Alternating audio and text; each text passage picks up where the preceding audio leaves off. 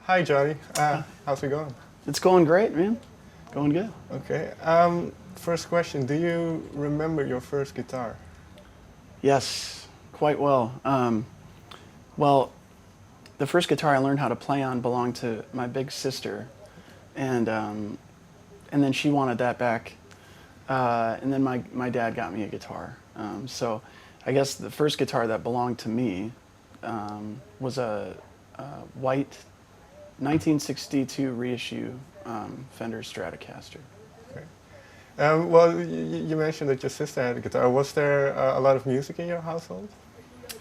Yeah, I mean my family loves music. Growing up, I would always be listening to Motown records with my parents, and which for where I'm from isn't probably the most common thing. It's kind of lived out on a farm, and so to grow up in a family that loved old soul music and was always playing music in the house, and my mom's a great singer, and all my sisters sing and are very musical, and yeah. What kind of songs did they sing? Oh, we just always sing along to the radio or whatever, was spinning on the record player. And do you still have that guitar, the '62 Fender? Yeah, I still have it. Do you play it? Every once in a while, I pull it out. Does it still sound the same or as good to you as it did back then? Oh yeah, it's the exact same. I mean, it takes me right back to those moments for sure. Well, what were those moments like? Because as you said, you're from a very small town. Was it difficult to get in touch with all the different kinds of music that was available?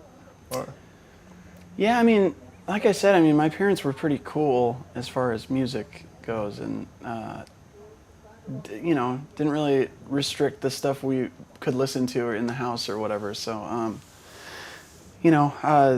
I listened to all sorts of stuff: Nirvana, Pearl Jam, Mariah Carey. It's like her first record. Whitney Houston. My mom was a huge R&B, sort of like '80s, '90s R&B fan too. So we had all that stuff going, and a lot of singers.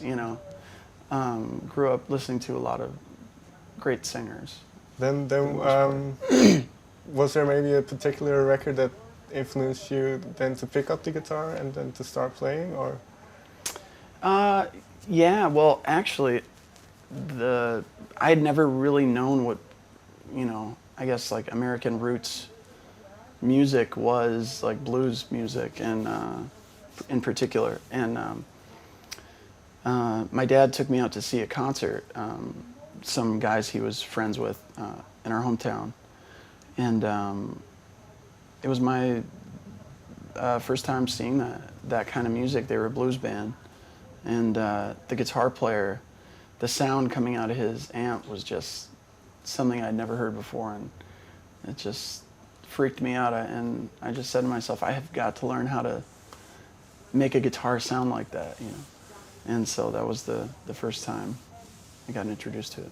Okay, well, what was it? I imagine then you started doing some research and looking up all these kinds of different blues things. What was so appealing to the blues for you? Well, like I said, just that sound. I mean, I don't know any other way to explain it. It was so raw and emotional, and it just hit something inside of me. It was exciting for me because I had always known that I wanted to be a singer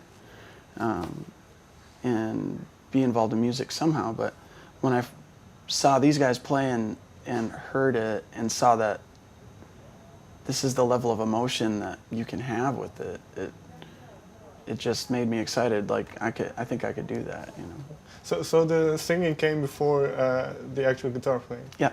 Okay. Well, this was around age, I think 12, 13 that you started playing guitar, and I think you got good quite quickly. And then you started playing for that exact band that you saw for the first time. What was it like as a young kid going through those stages that quickly?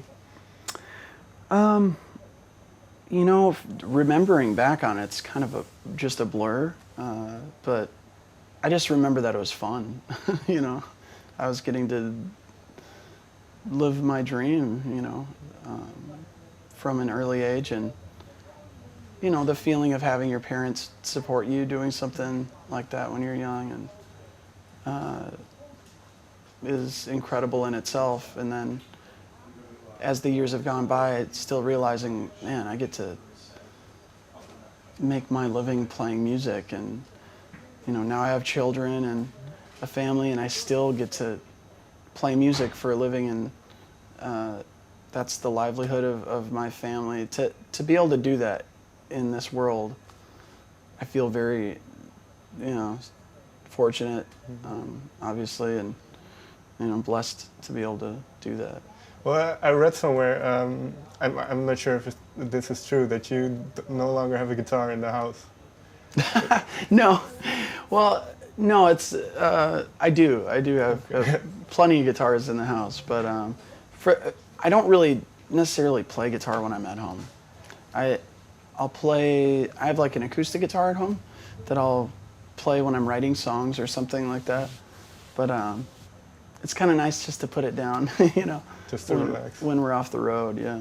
Is it something that you'd like to pass on to your kids as well, to have them play music, or can they make up their own mind? Oh yeah, no, I definitely don't want to force them to play music or anything like that. So we'll see what happens with them. They're so they're so funny. You know, our oldest are almost 6 years old, so any instrument you hand them, they treat it like a drum anyway. So they don't, you know. We'll see what happens. But they love music. You know, they love to sing and stuff. So. Well, getting back to when you started out. Sorry. Well, was it difficult as a young kid being in this environment that is basically just for adults? You're touring a lot. You're playing clubs. Is that a difficult experience at that age? I mean, no. It wasn't difficult for me mentally, really. At that point, it wasn't until later in life where I think all of those things started to catch up with me. And so, yeah, you know, went through my midlife crisis early. So I'm through it now. Did it force you? Did it force you to mature quickly? Yes, but out of season. I think, like, before I should have, in a lot of ways. You know, when you get put into a world of just adult culture as a 13-year-old, you know, that's pretty quick to grow up for just about anybody, especially in the U.S. It's different. So, yeah, I mean, it's, but at the time it was great, you know, it was fun. Well, looking back at that period, has your approach to the music changed? Or playing the guitar? I think so. I look at music much differently now than I think I did then. Then it was something fun for me, you know, something I enjoyed, and I think over the years it's kind of shifted to something that maybe could be used to help other people too, and not just be for me, you know. So.